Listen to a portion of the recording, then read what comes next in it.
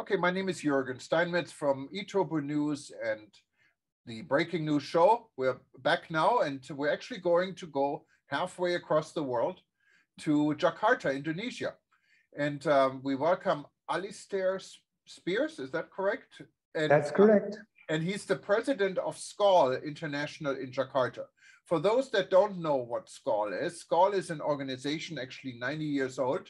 We're going to have the 90th birthday in July, I believe, in Paris. And it's a global organization similar to what you probably would know from a Rotary Club, but for the travel and tourism industry, with members really across the world. And Alistair lives in Jakarta, Indonesia, and he's president of that SCAL club. And we're going to learn a little bit more about what SCAL is doing, what his club is doing, and what's going on in Indonesia.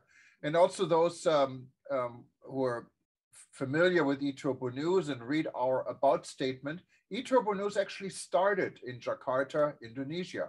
That's our initial home in 1999. We're the first travel newsletter in the world, and it all started in Indonesia. So I'm really excited to go back to Jakarta. I've been there many, many, many times, and I love Jakarta. It's a fantastic city. For those that have not been to Jakarta, really you should go. Not only a great shopping town, a lot of things to do. The social life is incredible. And you only like a very short flight, hour and a half, I believe, or 2 hours from Bali. So you can really combine it and learn something about Indonesia. And Alistair, you don't really look Indonesian. What are you doing in Jakarta? Well, it's a long story, Jürgen, but I've been here for 42 years now. Having started off in the insurance business, but I very quickly got into the communications business, both in publishing, advertising, and PR. So I've been here for 40 years through, I think, about 6 or 7 presidents by now. I'm not quite sure how many. They keep changing, and through quite a lot of developments. What you see behind me, of course, none of that existed when I came. It was pretty much a village 42 years ago, and now it is, as you just mentioned, a substantial and exciting city. No, it is, and traffic. I remember when I was in Jakarta, traffic is horrendous. So you can never really plan more than 1 meeting a day because you don't know how long it takes to get to. Is it still the same, or did you guys improve this a little bit? Well, it has improved a little. We have 1 underground line now. You know, it's a start. It's quite popular. It's rather well done, but we've got 20 kilometers and we need about 200 to make it work. So we've got quite a long way to go, but we've got improved roads. We've got improved, a little bit of improved access, but a long way to go. Yeah, and for those that do go to Jakarta and plan on flying to Bali, and I've done this Bali-Jakarta route many, many times, especially on the weekend, we went back and forth. Don't plan on making your flight.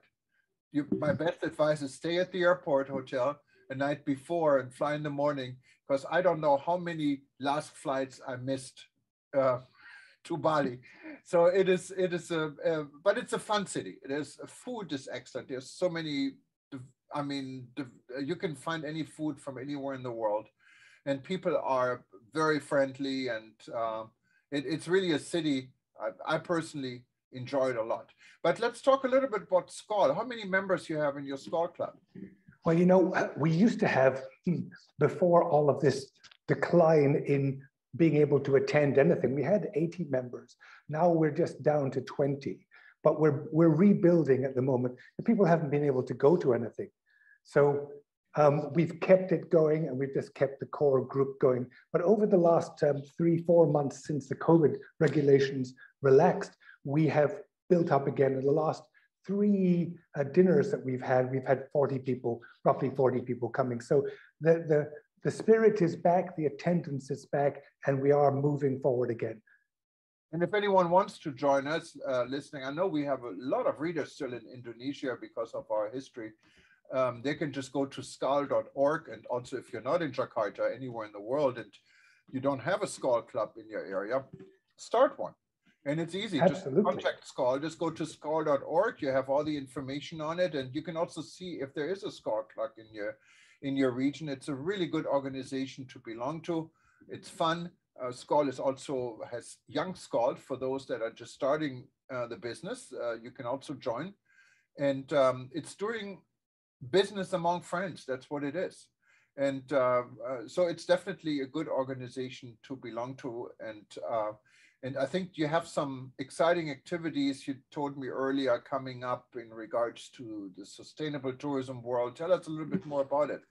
Well, you're absolutely right. You're going to look, when we talked about building back better, there's been a lot of talk about what actually has happened. Not quite enough. I know people have been distracted, their resources have been depleted, but what we need to do is to really focus people on things that can be done. So we've taken the initiative in Skoll Jakarta to work on the basic elements of sustainability. Now, 3 months ago, when we restarted, when we were allowed to have in-person meetings again, we started off in the Grand Melia Jakarta. We're supported very well by the 5-star hotels with a talk about water. Now, water is crucial to our business. And what we've done in Jakarta is that we've got one hotel, which is now fully integrated, 100% standalone bottling plant on site. And we talked about that.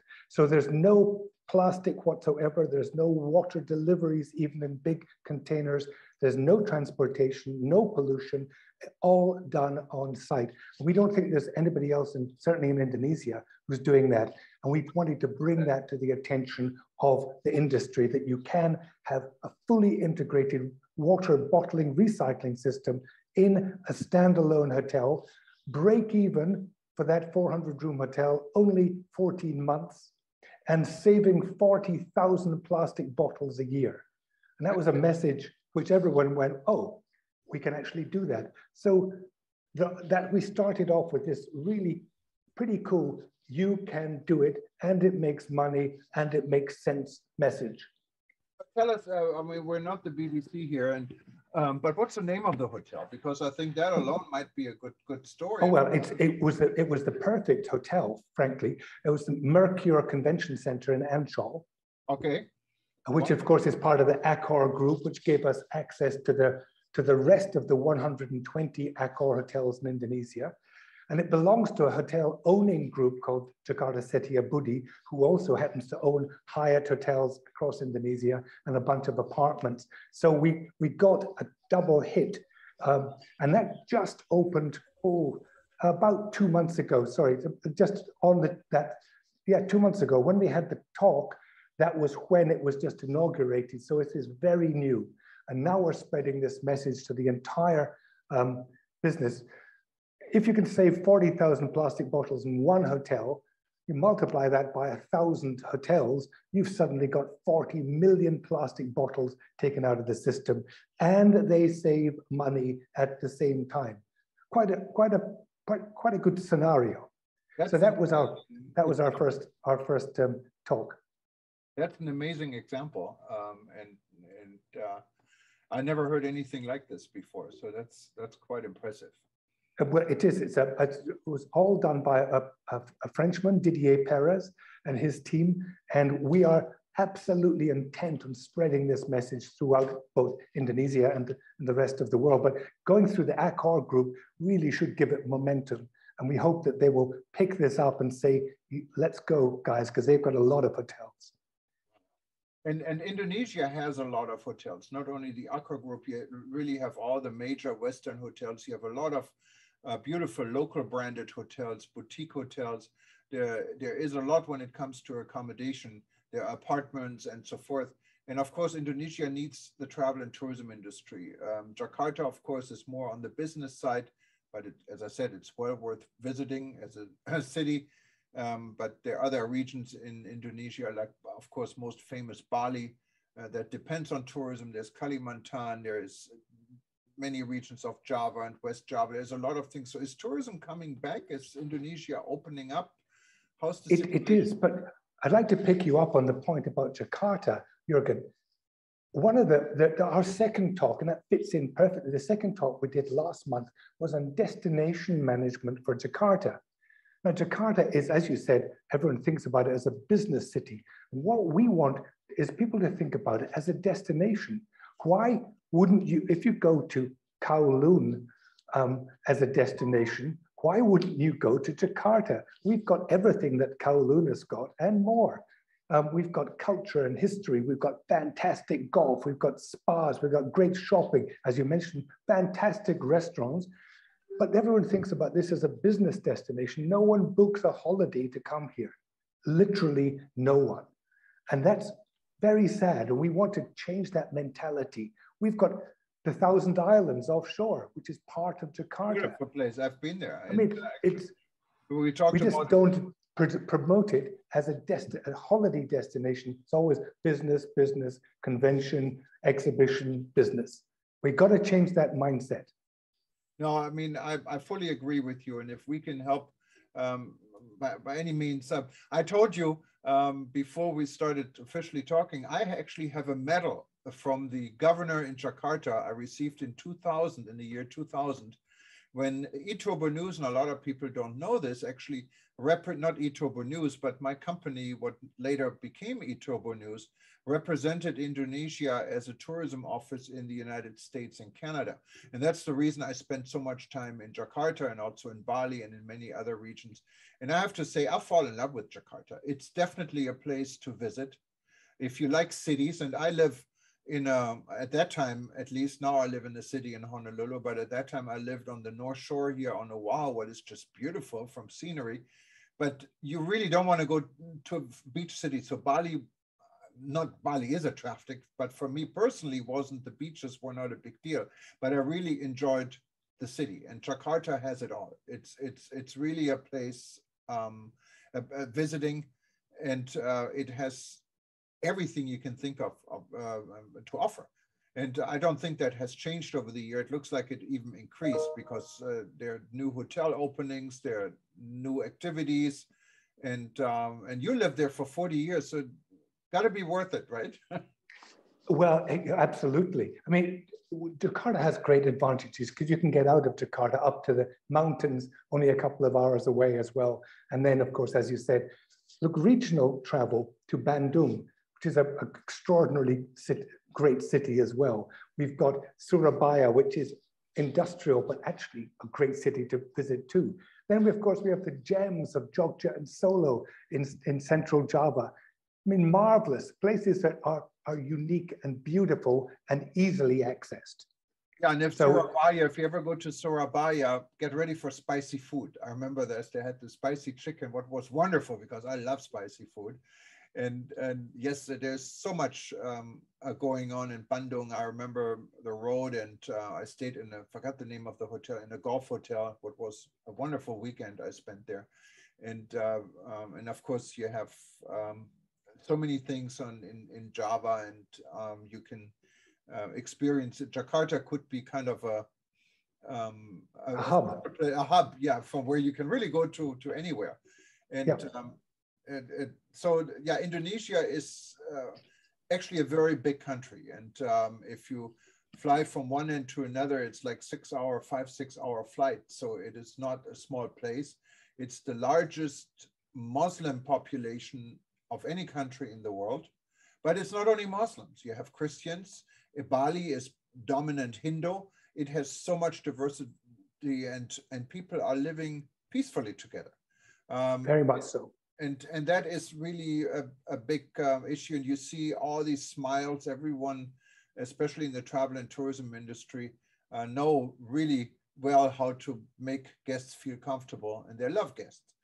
And so it's definitely a good place to visit. So what's new in Jakarta? I mean, last time I was there, I have to say, was probably already 10 years ago. What happened in the last 10 years? Well, in 10 years, so many things have happened. We've got lots of new hotel openings. I mean, a whole bunch of, look, Jakarta is a mall city, but how you make your malls is kind of an increasing art. We've got a great place called District 8, which includes the new Langham Hotel and a really cool dining shopping mall there as well. I mean, there's lots of fun things like that which are happening, which you walk around and go, is this Jakarta? It's cool and it's modern and it's fresh. Look, we've got a Park Hyatt coming up. We've got a new St. Regis coming up. The hotels here, while they've been suffering, have never let their standards down. Everything is open again. As you said, the food here is wonderful. There's a great variety of food. But a quick aside back to Bali, if I may, Jürgen. Bali has suffered really disproportionately. It's been a closed island for the last 2 years, so they're struggling to get back. According to my team in Bali, speaking to them this morning, saying Bali is busy today. Now, but it's busy because this is the end of Ramadan, and Jakarta, Surabaya, Bandung are all in Bali. Next week, we'll see who is coming back to Bali now that the doors are open. Chinese aren't coming back yet, obviously. Japanese, not really either. We've got Australia open, but according to the last information I had, I mean, Jetstar, which had 73 flights a week, started with 3. So we're not really up. 3 compared to 73 is not a good figure. 3 flights a week. Yeah, and then of course there are some other challenges with Europe, of course, because of the situation in Ukraine. That might, even though, I mean, Bali is far away from the Ukraine situation, but flights are restricted to some areas, what could have an influence. There's still... The good thing is the Middle Eastern airlines are now coming back. Qatar, Emirates, Etihad, and Turkish are all flying back into Jakarta and increasingly back into Bali as well, Singapore Airlines as well. So the access, don't worry about access, you can get there. And they're ready for you. And you were talking about friendliness. The Balinese are ready to be friendly. They are more than ready to be friendly. You will be pampered, you'll be looked after, you'll be worshipped if you come now. Yeah, and the price, if you really compare rates, and maybe you can help us out a little bit, what the average hotel stay is, what the average dinner bill is for a nice dinner in Indonesia, maybe Jakarta compared to Bali. Give us some ideas, how expensive or how cheap is it to travel to Indonesia? Look, first of all, hotel prices in Indonesia have always been too low. I mean, Jakarta is about 1/3 of the price of Singapore for a hotel, equivalent hotel. So you're only talking about, $100 a night in a 5-star hotel, possibly even less in some, which is sad, and it's worth much more. The same thing in Bali. Prices are, look, you can get some 4-star hotels for like $50 US a night, and we need to bring that up again. But of course, they're starting low. But on the food side, if you avoid the really expensive restaurants, you can eat for $15, $20 US a head, including a couple of drinks. It is not expensive. We're talking about having a great night out and going home with still change jingling in your pockets, ready for the next day. It's a really great time to come. You're telling me for the price of 1 Mai Tai or a drink here in Hawaii, you can have an entire dinner and you can have actually 2 Mai Tais and wonderful food for the same price. Yes, correct. That's the place to go. That's the place to go. And of course, what we're doing is encouraging people to drink the local beer, drink the local wine. They have good wine in Bali now. And then you're supporting the local industries and still having a good time. So a lot of positive points have come out of this as well. The whole local supply chain thing had to kick in, and it did. So we've got good vegetables, good supplies, good cheese even made locally now to save the international supply chains. That is important, really for any destination, and specifically so for Indonesia, because Indonesia has spices you probably don't find very easy in other parts of the world. There's wonderful local food. Many people don't really know, but it's delicious. And not only when it comes to food, when it comes to wellness, Indonesia has a lot to offer. I mean, we're not talking just about spas and massage. We're talking about health tourism, for example. Tell us a little bit more about this, because I think many people don't even think about that. Look, there is a history of natural treatments here. whether they be spiritual or meditation-based. You want to go to Ubud in Bali. It's probably the Asia center of meditation, wellness, and all of that. So you can do virtually any treatment you can think of, everything from the Reiki all the way through the local spiritual leaders. And of course, just being there, visiting the temples, walking the fields is a health treatment as well. So honestly, Bali has got all of that side of the business. And often it's not business, it's just being in the right place with the right feeling, Jürgen. When you walk somewhere and go, I'm so glad I'm here. My managing editor in Bali just done a tour of the Northeast, and he sent me pictures and videos of what he's been doing. And he's saying, this is untouched, undisturbed, beautiful, palaces with no one in them, water gardens with nobody there, beaches and mountains, and just extraordinary peace and tranquility. So it's not just the beach club scene in the south. It's not just the culture scene in Ubud. It's the enormous nature-bound tourism you get in the north and the northeast of Bali, northwest as well. So a lot of things to be talked about there, and certainly the right time to come. Yeah, and of course, every day is a holiday because there's a festival in Bali, I believe, every single day. So you find ceremonies, you find, it's very traditional. And it's a little bit frustrating for those of us in business in Bali, because you end up with saying, no, where is everybody? They're at the temple today, sorry, but so we do have to understand that the pros come a few cons as well. But yes, and that's, your Instagram killer is the ceremonies and the processions, and you're just round a corner somewhere and there's a whole bunch of people all dressed up, standing, doing something which you may not understand, but you go, I'm here, this is wonderful. You've seen it, I know. And there's one holiday or one season, it's the days of silence.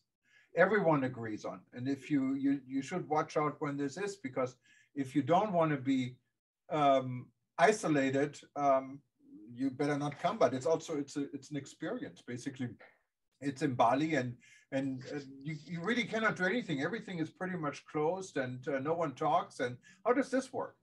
That's a wonderful experience. It works in a very, very sensible way. Bali is a world of the seen and the unseen. So the unseen are the gods which surround us all the time.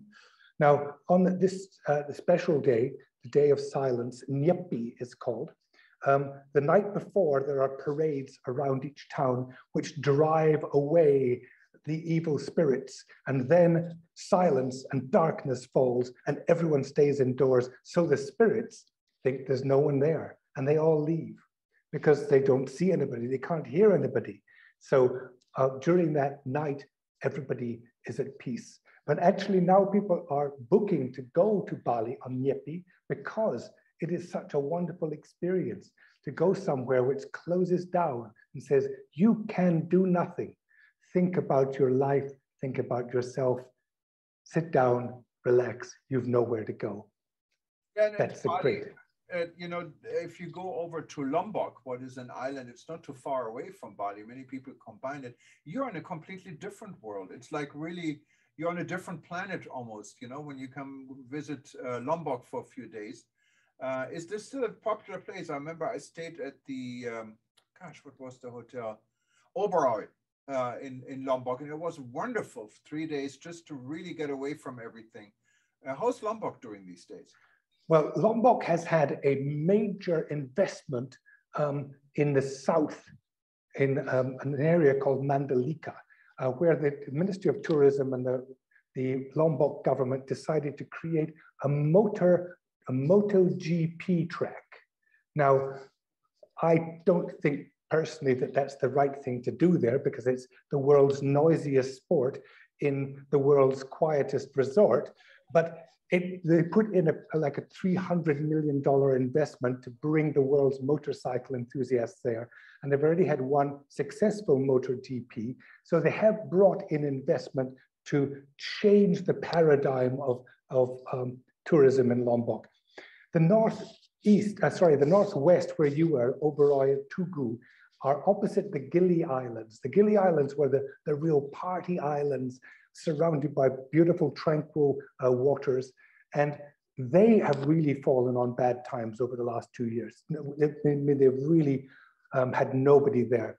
They're beginning to pick up. Now I hear that there is movement, but of course it needs Bali to be 50% full for the Gilis to be 20% full. So until Bali gets to 80, 90%, we're going to still see quite poor occupancy in the tourism areas of Lombok. So we do need to support them. So if you're looking for a peaceful, quiet, and very, very inexpensive holiday, Lombok is an even better bet because they need people to go there now. Then you have areas in Indonesia that are so unique. You can only find it in Indonesia, like Komodos and the dragon, right?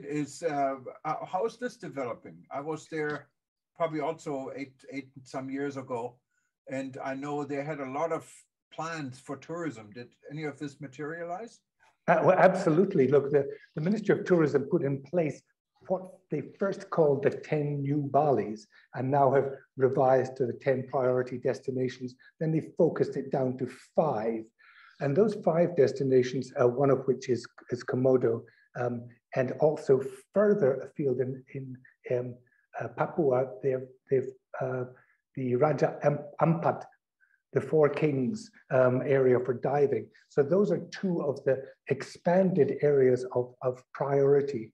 And certainly Komodo has got a lot of attention, but there is always this concern over how much infrastructure you put into a natural place, how many tourists you send to a natural place. So they're trying to find the balance at the moment. They've been helped by Swiss Contact, a Swiss NGO who's been doing the sustainability planning for some of these places. So the Ministry of Tourism has brought in experts to help them get that balance right. But it's always, the entrepreneurs want to be where the next place is. So there's been quite a lot of building in the area around Komodo, which we just have to be a little bit careful not to take it too fast. Because in the end, we come back to the things I was talking about earlier: water, waste, and energy. If we can't get those right, we better not develop too quickly. Because waste, how do you get rid of waste in Komodo? Big problem. Even in Lombok, it's a big problem that it hasn't been developed enough to take care of mass tourism. And mass tourism is not really, it's not about the numbers. It's more what type of tourism you really want, and this needs to be channeled. I mean, we do the same thing here in Hawaii. We had major problems with mass tourism now because of the price structures and protection laws and so forth. Things are getting a little bit better. Then, of course, COVID, and that part helped a lot because tourism went down to nothing. So everyone is starting over. But Indonesia, as you can hear, has so many opportunities, and I think we should talk again sometimes soon. Talk about Kalimantan, for example. Talk about Medan with some fishing, and I mean, you cannot. Indonesia has it all, and Jakarta is the ultimate city in Indonesia to visit. So it's definitely a place to start out, and has of course Jakarta as the capital city is very accessible from anywhere in the world with almost any major carriers.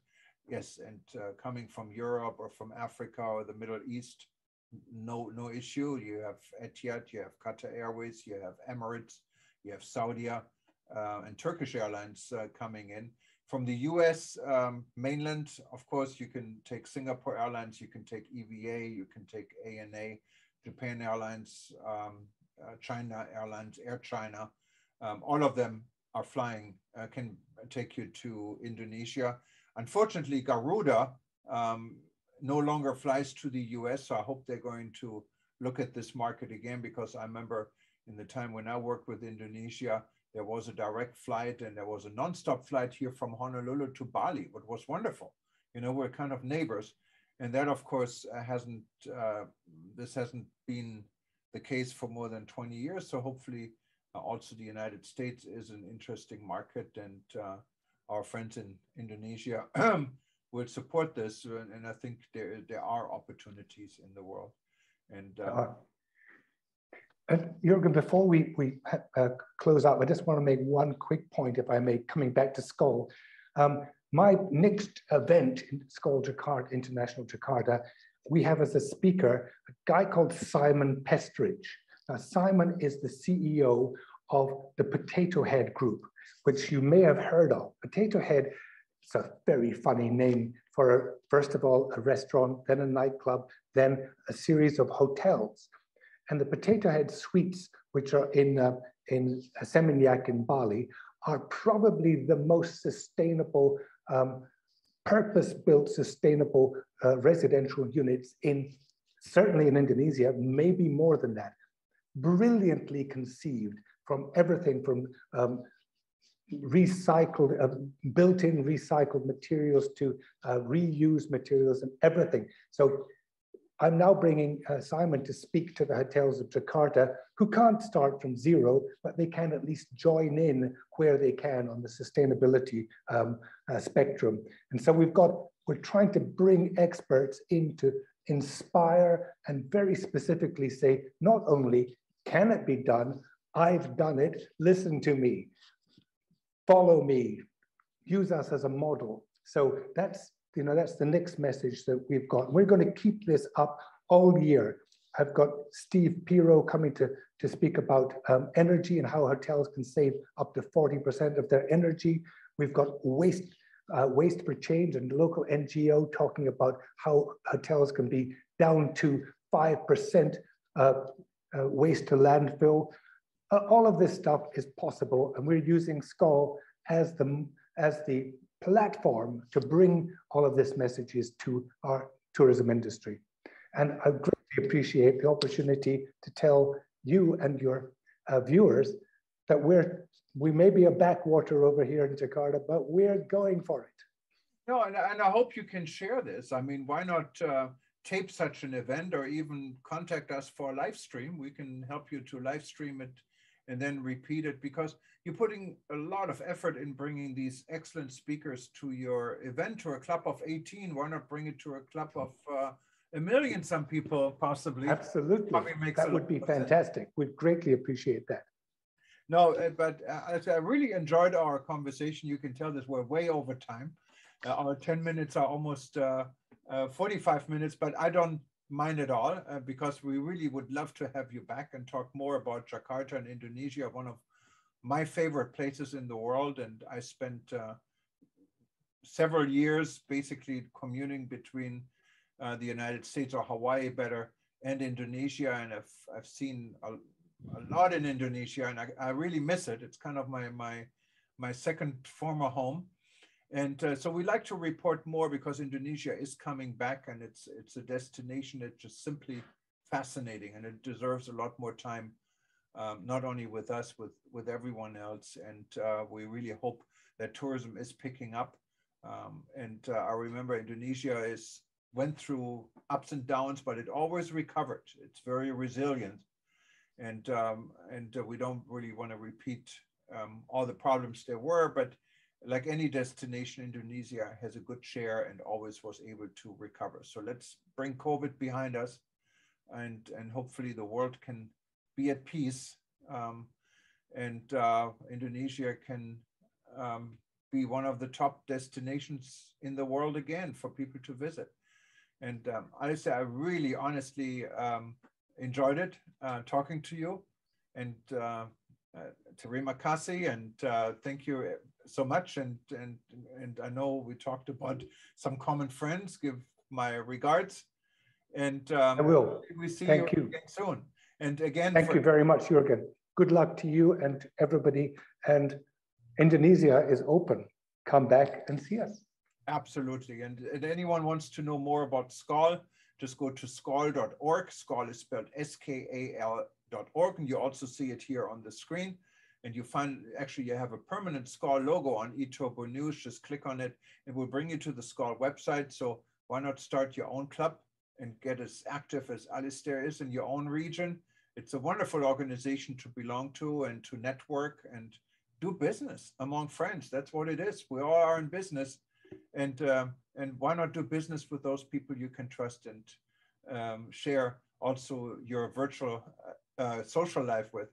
And the nice thing about Skål also is, I forgot to mention this, when you visit another city, when you travel, and there's a Skål club, and there's a good chance there is, you can actually be part of the Skål club, even if Absolutely. you for a week. You can be a guest there. Everyone is welcome to attend any Skål meeting in the world, and you make new friends this way. So skål.org, the way to go. But I'd say thank you so much again for joining us. And for everyone else, if you wanted to watch this session again, if you see us on eTurbo News, we'll most likely repeat it. Usually our repeats are every 2 hours, just stay tuned. And then if we don't repeat it, go to breakingnewsshow.com or to eTurbo News on events, and you can, or of course, you can go to our YouTube channel or Vimeo channel, and you find us and you find all our sessions. You can watch as many times as you like, and share it on Facebook, share it on LinkedIn, share it on Twitter. So a lot more people can learn about Jakarta and Indonesia today. Thank you so much. Thank you, and goodbye for now. Bye-bye.